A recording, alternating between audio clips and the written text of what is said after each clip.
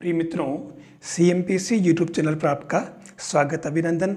आज जो मैं पेपर लेके आया हूँ आपके सामने, इस पेपर में से कुछ ऐसे क्वेश्चन हैं जो फर्स्ट ग्रेड और सेकंड ग्रेड दोनों ही तरह के एग्ज़ाम के देने वाले स्टूडेंट्स के लिए बहुत ही लाभदायक है। और ये वो पेपर है जो मैं पहले डिस्कस कर चुका हूँ, लेकिन क्योंकि वीडियो बहुत बड़ा नहीं हो जाए और इसके लिए मैं इसमें से कुछ ऐसे क्वेश्चन ले रहा हूँ जो मैं पहले सोल्व नहीं करवा सका था। और आज इसके अंदर मैं इसको टाइम दे करके, क्योंकि ये बहुत इंपॉर्टेंट क्वेश्चन है, तो मैं इनको लेना चाहूँगा। तो देखिए हमारे पास में जो क्वेश्चन है 17 वाला कि एच जो डिफरेंस और ये forward minus backward x square की वैल्यू पूछी। अब आंसर आ रहा है 2h स्क्वायर। तो ये आंसर आया कैसे, मैं इसको सोल्व करवाऊँ उसके पहले मैं कहना चाहूँगा कि आप इसमें वीडियो अगर अच्छा लगे तो आप इसको लाइक ज़रूर करें और टेलीग्राम चैनल को भी ज्वाइन करें, अपना CMPC नाम का ही है, और CMPC यूट्यूब चैनल को सब्सक्राइब जरूर करें। ठीक है, अब इसके अंदर जो क्वेश्चन है, सबसे पहली बात जो मैं बताना चाहूँगा, इसके अंदर जो फॉरवर्ड माइनस बैकवर्ड, इसको आपको पता होना चाहिए। मैं पहले बता चुका हूँ आपको, ये इसके इक्वल होता है। और जो फॉरवर्ड होता है वो तो होता है आपके fx plus H minus fx, और बैकवर्ड जो होता है वो होता है आपके fx माइनस और फिर x माइनस एच होता है। ये आपको इसके अंदर ध्यान रखना होगा। तो मैं इसको लेके अगर स्टार्ट करूं तो ध्यान से देखना, और ये अगर लेता हूं मैं तो इसकी जगह ये होता है और हमारे x की जगह x स्क्वायर है। तो मैं इसको क्या करता हूं, x plus h whole square minus x square कर दूं, ये बाहर पड़ा रहने दें, और इसको मैं सोल्व कर लेता हूँ। ये क्या बनेगा, एक्स स्क्वायर, ठीक है ना। ये जो अपन ने लिया पहले उल्टा था, देखिए ना, देखिए यहाँ ये रिवर्स वाला था, ठीक है, और रिवर्स वाला था तो अपने को इसको उल्टा करना पड़ेगा। ये एक तो यहाँ पर क्या लगेगा माइनस, और यहाँ लगेगा प्लस, ठीक है, और ये माइनस का हो जाएगा। तो इसमें क्या बनेगा, माइनस का एक्स स्क्वायर प्लस का 2hx माइनस का एच स्क्वायर और प्लस का एक्स स्क्वायर। ध्यान देना, ये क्या वो बैकवर्ड था ना, तो उल्टा करना पड़ा मेरे को। अब इसके अंदर ये तो कैंसल आपके, और ये क्या बन गया आपके 2hx माइनस एच स्क्वायर।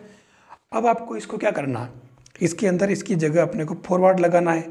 तो फॉरवर्ड में fx plus H minus fx होता है, तो x की जगह अपन पहले x प्लस एच कर दें, तो ये 2h और ये x plus H minus H square, और माइनस सेम टर्म में एज इट इज आ जाएगी ये 2hx और प्लस एच स्क्वायर। इसको अंदर आप मल्टीप्लाई कर लें, 2hx 2h square H square minus 2hx plus H square. देखिए ये कैंसल आपके, ठीक है, एच स्क्वायर से एच स्क्वायर कैंसिल, क्या बचा 2h स्क्वायर, ठीक है ना। ये आंसर आ रहा। तो कोई बहुत बड़ा काम अपन ने नहीं किया है, आप आराम से इसको कर सकते हो, ऐसा ही क्वेश्चन है। देखिए 21 वाला क्वेश्चन क्या कह रहा है, यदि परवलय Y square equal to 4x के बिंदु A टू A पर खींचा गया विलंब परवलय को पुनः AT स्क्वायर टू AT पर मिलता है तो t इक्वल टू क्या होगा। वैसे एक थ्योरम में पूरी ये क्वेश्चन बनता है, लेकिन इसने थोड़ा सा चेंज कर दिया है।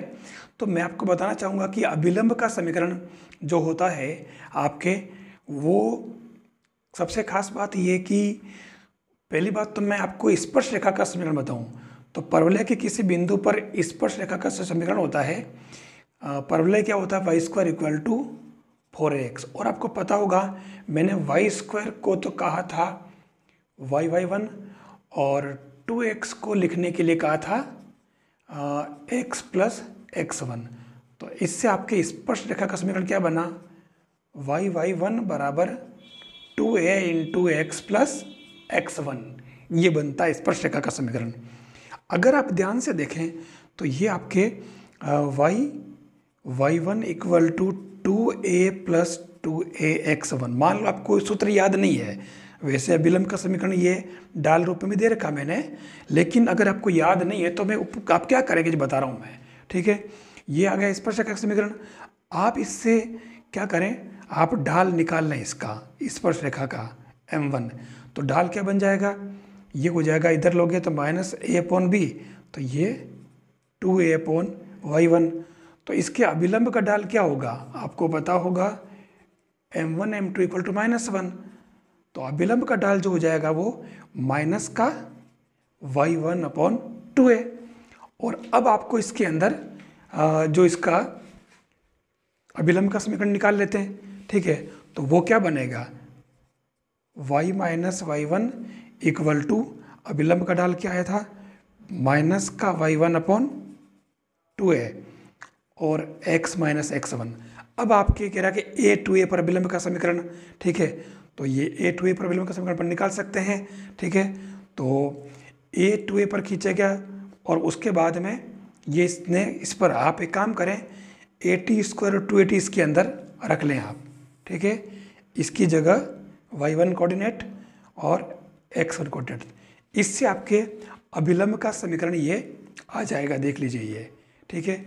अभिलंब का समीकरण a² 2at आया, जो आपको दिख रहा होगा, a² 2at इक्वल टू 3 है। तो उसके बाद में सीधा सा अपने पास में t² प्लस 2t माइनस 3 0 आ गया। इससे हमारे t की वैल्यू आ गई है t इक्वल टू 3। तो कोई विशेष बात नहीं है, आप 2 बार उसके अंदर वैल्यू पुट कर देना, एक बार इससे निकाल लेना, फिर आपके x y की जगह आप वापस ये पुट कर दो, ठीक है ना। ये जो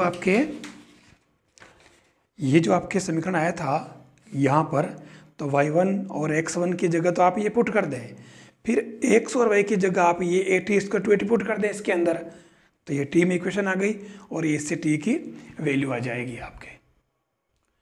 देखिए बहुत ही अच्छा क्वेश्चन अगला, दीर्घवृत्त x² प्लस y² b² 1 की कोई स्पर्श रेखा अक्षों पर बराबर लंबाई l के अंतखंड काटे तो l का मान क्या होगा, ठीक है। सही आंसर है ये। क्वेश्चन दिखने में भारी भरकम लगता है, लेकिन अगर आप ध्यान से देखें तो ये आपके दीर्घवृत्त हो गया और ये आपके क्या हो गई, स्पर्श रेखा टेंजेंट t, और ये कह रहा है कि ये यहाँ से बराबर दूरी के अंतखंड काट रहा है, ठीक है ना। ध्यान रखना, बराबर लंबाई l के अंतखंड काटता है, ठीक है।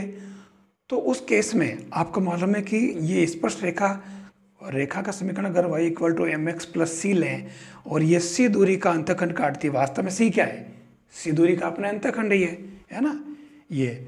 तो y अक्ष पर, तो ये हमारा अगर l है तो ये भी हमारे l ही हो जाएगा, तो समान अंतखंड हो गया, ठीक है। अब इसके अंदर इसने जो हमारे स्पर्श रेखा है, तो आपको पता होगा कि y equal to mx plus c की जगह जो स्पर्श करने की शर्त होती है दीर्घवृत्त में, वो c² equal to a² m² plus b² होती है। तो मैं इसको ये अगर यहाँ रखूँ, वैसे कोई ज़रूरी नहीं मैं रखूँ, राइट c जो हमारा अंतखंड है, तो अंतखंड l की वैल्यू पूछी इसने, c की वैल्यू पूछी, आपका l जो है वो c है। तो उस केस में आपके यहाँ बराबर दूरी के अंतखंड काट रही है, तो आपके ढाल m जो हो जाएगा वो क्या हो जाएगा, -1, और उस केस में आपके c क्या हो जाएगा, a², है ना, a² प्लस b² का रूट आ जाएगा, कोई दिक्कत ही नहीं है। देखिए क्वेश्चन नंबर 26 कह रहा है कि यदि वक्र fx = x² के किसी बिंदु CFC पर स्पर्शी रेखा वक्र पर स्थित बिंदुओं AFA और BFB को मिलाने वाली रेखा के समांतर है, ठीक है। तो ये ACB किस में होंगे, सीधी सीधी बात अगर ध्यान से देखें तो fx आपका क्या है, x², ठीक है। तो उस केस में आपके जो इसका ढाल बनेगा कि किसी बिंदु CFC पर स्पर्श रेखा, ठीक है ना। तो C बिंदु पर स्पर्श रेखा वक्र पर स्थित बिंदुओं, तो C पर निकालेंगे तो आपके पास जो fx दे रखा वो x², तो आपके f' क्या हो जाएगा, 2x। तो इससे आपके C बिंदु FC क्या हो जाएगा, 2c। तो ये आपके इसका स्पर्श रेखा का ढाल हो गया, ठीक है, m1। और दूसरी बात इसने कहा कि A और FA और B FB, आपको मालूम है कि FA तो हो जाएगा a², FB हो जाएगा b², ठीक है। तो आपके पास दो बिंदु क्या आ गए, ये और ये, तो इन दोनों को मिलाने वाली रेखा का समीकरण क्या हो जाएगा, मतलब ढाल क्या हो जाएगा, A और एफ ए मतलब ए स्क्वायर, और ये बी और बी स्क्वायर हो जाएगा रेखा, ठीक है ना।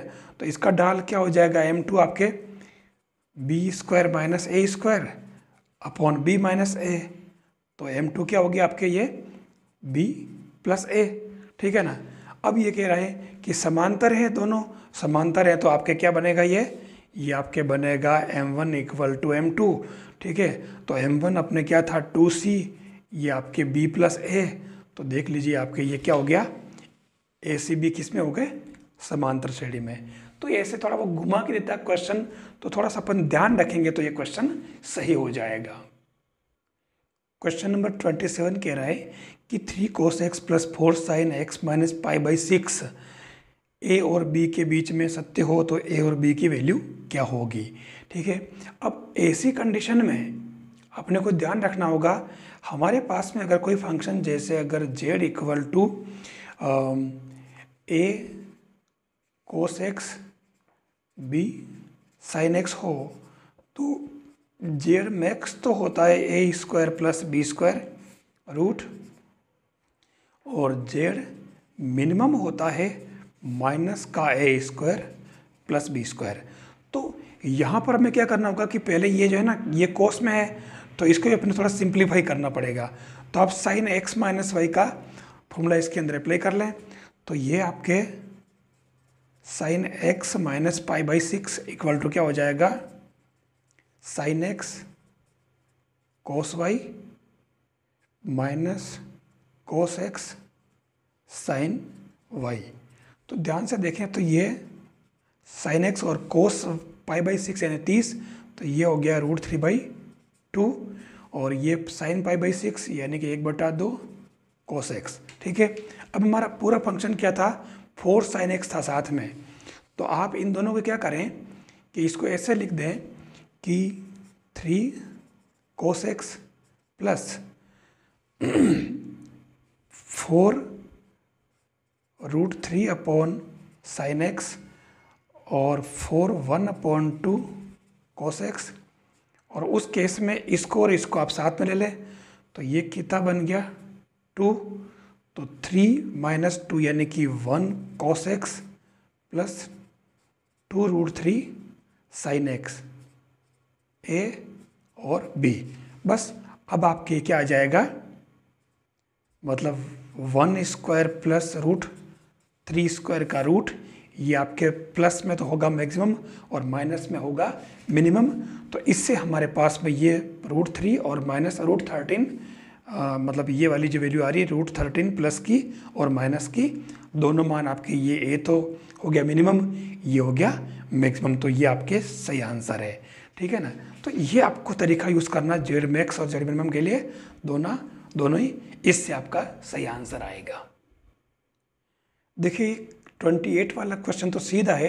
अब y equal to a square upon x plus B square upon A minus x है, तो y का मैक्सिमम वैल्यू किस वैल्यू पर होगी x की।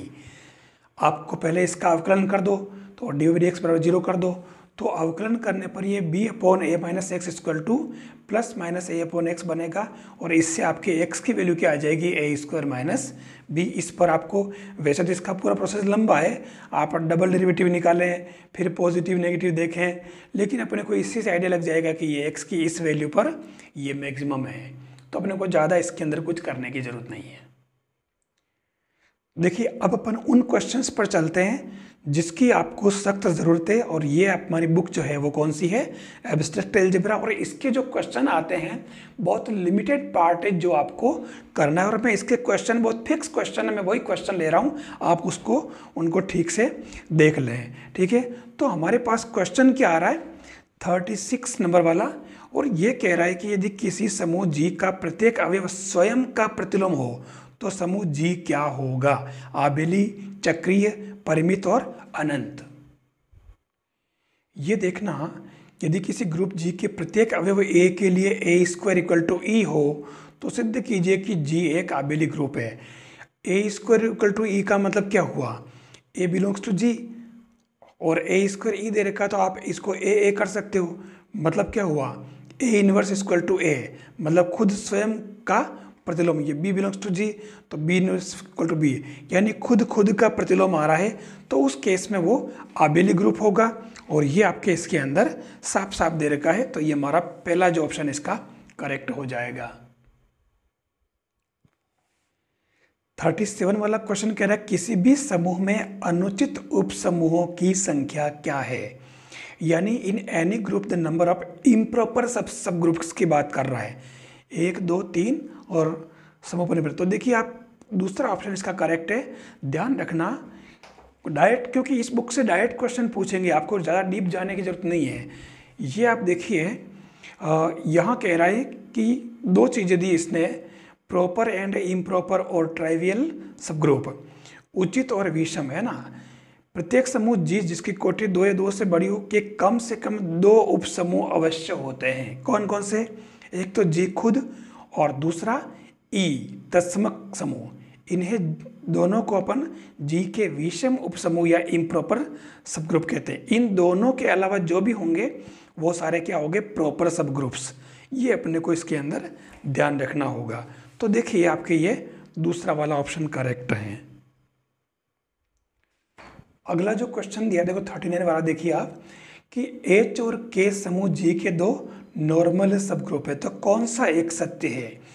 पहला वाला ऑप्शन है वो करेक्ट होगा कि दोनों का इंटरसेक्शन होगा, वो भी जी का नॉर्मल सब ग्रुप होगा, और दोनों का एच के जिसको अपन मल्टीप्लाई में कहते हैं, वास्तव में मल्टीप्लाई नहीं है, ध्यान रखना, ऑपरेशन होती है इन दोनों के बीच में, जो जी की जो भी होगी वो ऑपरेशन काम आएगी। तो एच के और एच इंटरसेक्शन के दोनों ही इसके नॉर्मल सब ग्रुप होंगे। कैसे? सीधी सीधी प्रमेय इसने पूछी है। जैसे दे रखा है एक तो कि किसी ग्रुप के किन्हीं 2 प्रसामान्य उपग्रुप का सर्वनिष्ठ यानी इंटरसेक्शन उस ग्रुप का एक प्रसामान्य यानी कि नॉर्मल सब ग्रुप होता है। H1 इंटरसेक्शन H2 नॉर्मल सब ग्रुप ऑफ G। और दूसरी जो बात इसने दी है वो एच के वाली, तो वो भी आपके क्लियर दे रखी है।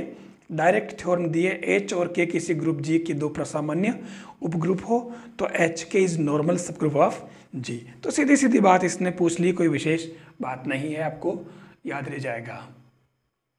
देखिए एक बहुत ही अच्छा क्वेश्चन है 41 वाला, let G be a group of order 30, ठीक है ना, ओ जी इक्वल टू 30 दे रखा है। Let H and K be normal subgroups of order 3 and 6 respectively, then the order of group G upon H K. मतलब इसने जो कहा है, समझने वाली बात ये है कि इसने पूछा है ओ जी अपॉन एच के, ये होता है वास्तव में ओ जी अपॉन ओ एच इंटरसेक्शन ओ के। तो ओ जी क्या आपके? ओ जी तो है आपके 30, ध्यान देना, और ओ एच इंटरसेक्शन के का मतलब वास्तव में ये एच के का जी सी डी है, ग्रेटेस्ट कॉमन डिवाइजर। मतलब एक तरह से पर क्या है ना, दोनों में कॉमन है ना, कॉमन जो होता है।